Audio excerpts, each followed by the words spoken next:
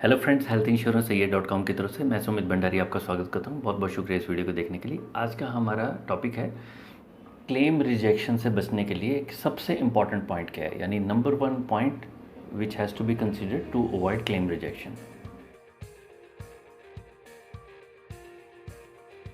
हम बनाया कि चाहे आप इंडिया में 25 कंपनी किसी का भी प्रोडक्ट बाय करेंगे, उन पॉलिसीज़ का जो बेसिक स्ट्रक्चर है, चाहे आप अपोलो की पॉलिसी लीजिए, स्टार की लीजिए, HDFC की लीजिए, ICICI की लीजिए, न्यू इंडिया की लीजिए, यूनिवर्सल समपो की लीजिए, XYZ किसी नई कंपनी की लीजिए, पुरानी की लीजिए, सरकारी की लीजिए या प्राइवेट की लीजिए, किसी भी कंपनी की जो बेसिक प्रोडक्ट है, यानी जो हेल्थ इंश्योरेंस का कोई भी प्रोडक्ट है, या उन कंपनी की वेबसाइट के ऊपर कोई मटेरियल है, या कोई ब्रोशर है, या किसी भी तरीके की कोई टीवी के ऊपर ऐड आ रही है, everything has to be approved from IRDA।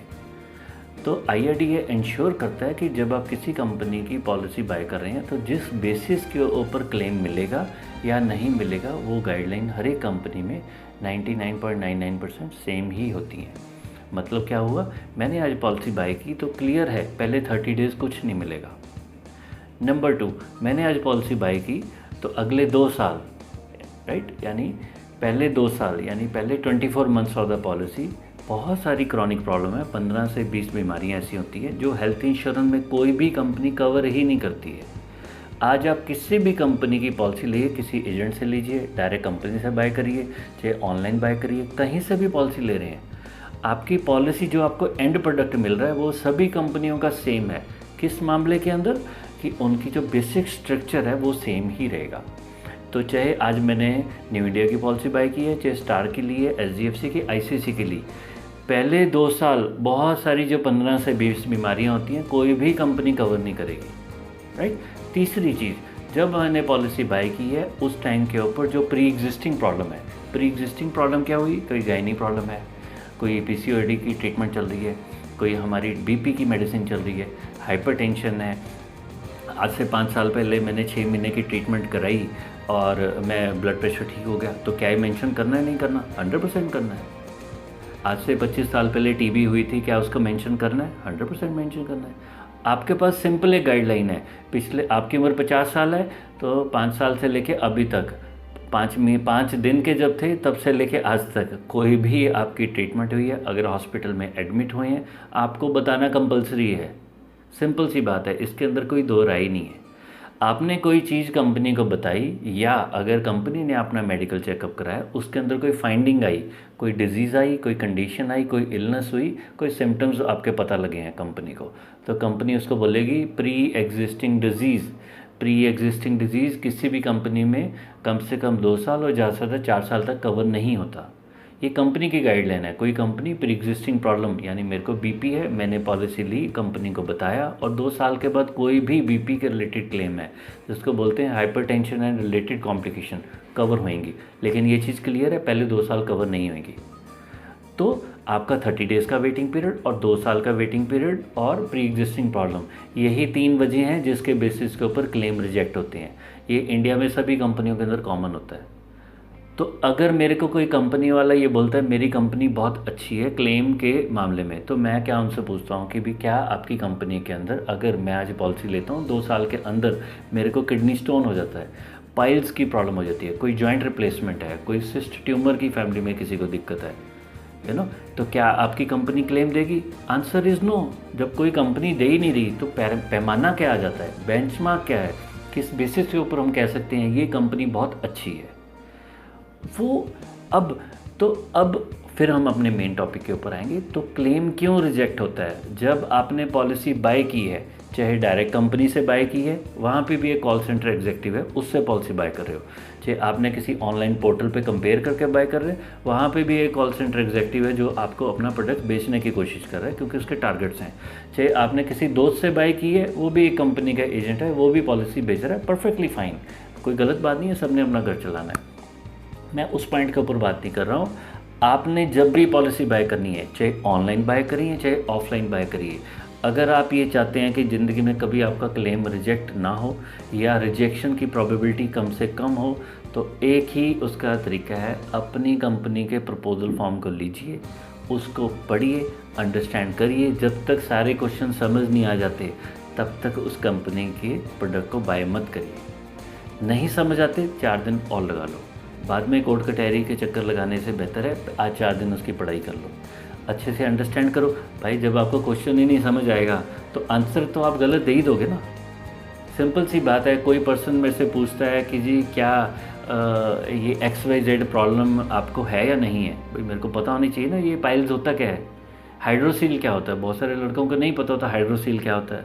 अब आपको मालूम नहीं हाइड्रोसील का मतलब क्या है, क्वेश्चन आपसे कंपनी पूछ रही है, फिर वही बात चाहे ऑफलाइन है चाहे ऑनलाइन है। ऑफलाइन मतलब आप फिजिकली किसी पर्सन को मिलके फॉर्म वगैरह भर के बाय कर रहे हो, तो चाहे आप ऑफलाइन है चाहे ऑनलाइन बाय कर रहे हैं, दोनों केस में प्रश्न तो आपसे पूछा ही जा रहा है ना।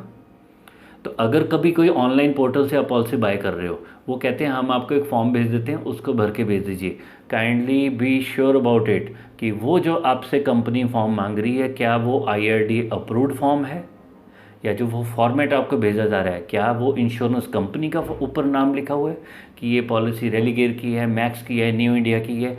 अगर उस कंपनी कोई भी आपसे इंफॉर्मेशन गैदर कर रहा है, अगर वो IRDA अप्रूव्ड फॉर्म नहीं है तो आप समझिए कि यहीं पे गड़बड़ होने के चांसेस हो गए हैं। आप एक IRDA अप्रूव्ड डॉक्यूमेंट लेंगे, प्रपोजल फॉर्म को हाथ से भरेंगे, साइन करेंगे, उसकी ज़ेरॉक्स अपने पास रखेंगे, चाहे PDF रखिए, किसी भी तरीके से ये डॉक्यूमेंट ही कंपनी में सबमिट करेंगे। जब भी सबमिट करना है कभी भी फॉर्म, तो आपने WhatsApp नहीं यूज़ करना, कोशिश करिए कंपनी के उस एम्प्लॉय का या कंपनी का कोई भी एम्प्लॉय है उसका xyz@maxwooper.com, xyz@starl.in, xyz@newindiainsurance.com, उस कंपनी के प्रपोजल फॉर्म को आपने हाथ से भर के स्कैन करिए, फोटोग्राफ भेजिए, किसी भी तरीके से एक ऑफिशियल ईमेल आईडी पे ही भेजना है। कल को आप कंज्यूमर कोर्ट में इस चीज़ के पॉइंट को रेज कर सकते हो कि नहीं मैंने ये हाथ से फॉर्म भरा, इसी के बेसिस के ऊपर ही मेरी पॉलिसी इशू हो रही है। सेकेंड स्टेप, जब आपने इन्फॉर्मेशन भर ली है, अब उसको क्रॉस चेक करना है। कंपनी को आपने भेजा, कंपनी आपको आजकल लिंक भेज देती है, लिंक से पहले सारी इन्फॉर्मेशन को चेक करिए। किसी की जिम्मेवारी नहीं है, ये सिर्फ आपकी जिम्मेवारी है। आप पेमेंट कर रहे हैं और वहाँ पे आप बोल रहे हैं कि मैं पॉलिसी टर्म्स एंड कंडीशन को एक्सेप्ट करता हूँ। भाई पढ़ तो लीजिए ना कि आपने देखा उसके साथ जो उसकी फ़िज़िकल हिस्ट्री आपने मेंशन की है, आपके भाई बच्चों का नाम दिया हुआ है, डेट ऑफ बर्थ है, सारी चीज़ों को चेक करिए। मेडिकल हिस्ट्री जो आपने चेक की है उनसे बात करिए, कम्युनिकेट करिए, उनके ईमेल आईडी पे बोलिए कि भाई I am not satisfied with this thing, kindly change it. भाई आपको देखो पॉलिसी में क्लेम में दो ही जगह प्रॉब्लम आती है, या आप पॉलिसी लेते हुए प्रॉब्लम आएगी या पॉलिसी से बाद में आएगी। पॉलिसी लेने से पहले का प्रॉब्लम क्या हुआ, आप पॉलिसी लेने में 5-10 दिन लगा रहे हो, ठीक है, टाइम कोई दिक्कत नहीं है, ज़िंदगी भर पॉलिसी चलानी है, पढ़ लो थोड़ा सा, क्या होएगा, अपना ही पैसा है ना, अपना ही क्लेम लेना है। पैसे की जब बात हो रही है तो why are you taking it very lazily.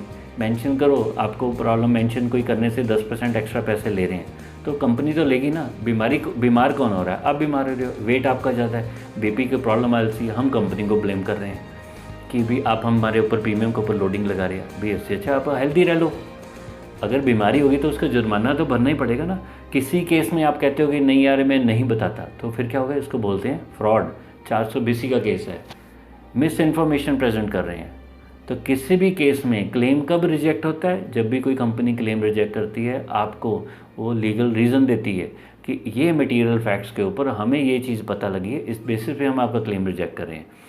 और 10 में से जो 9 क्लेम होते हैं उनके क्लेम रिजेक्शन की रीज़न सिर्फ और सिर्फ प्रपोजल फॉर्म होता है। आपने यहाँ पे कुछ और मेंशन किया, निकला कुछ और, मारा कौन जाएगा। ऑन अ लाइटर नोट, ये कहा जाता है, किसी मूवी में मैंने देखा था कि कस्टमर के नाम के अंदर ही लिखा हुआ है कि कष्ट से मरना। तो डोंट टेक इट सीरियसली। कहने का बेसिक मतलब है कि आपका अपना पैसा है, बेसिक गाइडलाइंस को फॉलो करिए। बहुत ज़्यादा ये मत देखिए कंपनी की क्लेम रेशियो क्या है, इनकम क्लेम रेशियो क्या है, कितने 1000 करोड़ की कंपनी है, फॉरगेट अबाउट इट।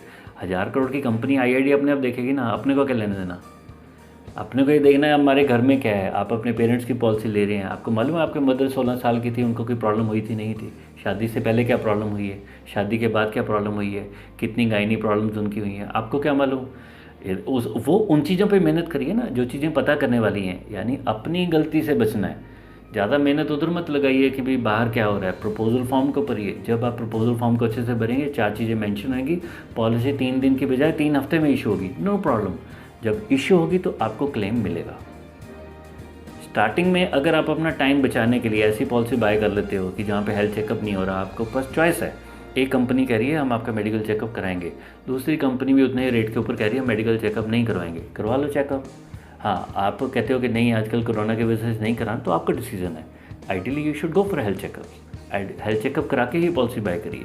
कंपनी नहीं कर रही तो अपना हेल्थ चेकअप करा के अपनी एक क्लियर कर लो कि नहीं मेरे अपना हेल्थ चेकअप करा लिया, उसके बेसिस के ऊपर मैंने इन्फॉर्मेशन शो की है।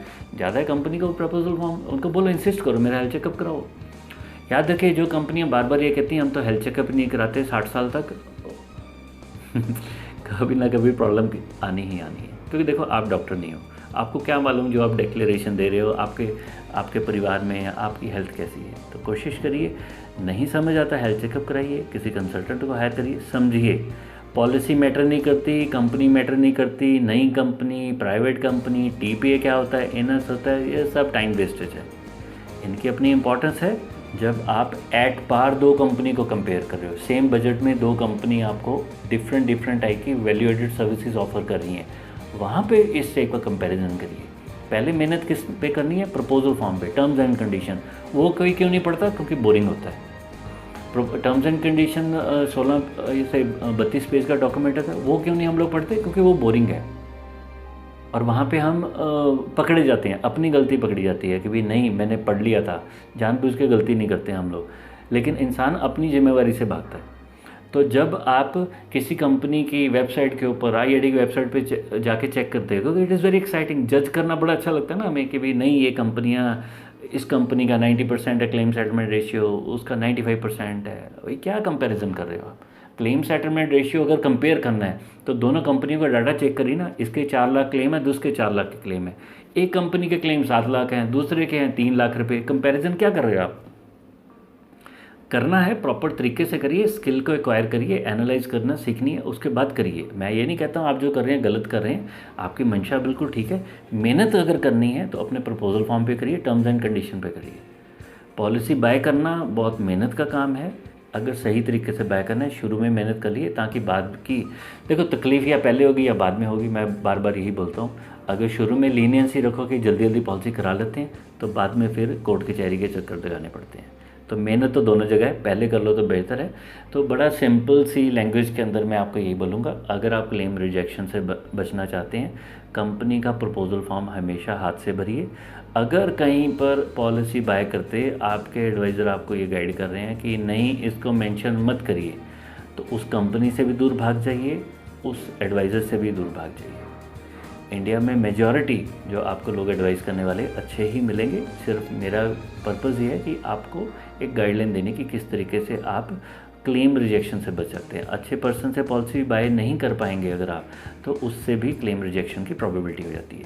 थंब रूल यही रखना है, कोशिश करिए खुद भरिए। और देखिए थंब रूल हमेशा जो बेसिक चीज़ें हैं वो सेम ही रहती हैं। पढ़ाई करोगे अच्छी नौकरी लगेगी, कुछ स्किल एक्वायर कर लोगे तो अपना काम कर लोगे, खुद प्रपोजल फॉर्म भर लोगे तो आपके क्लेम मिल जाएंगे।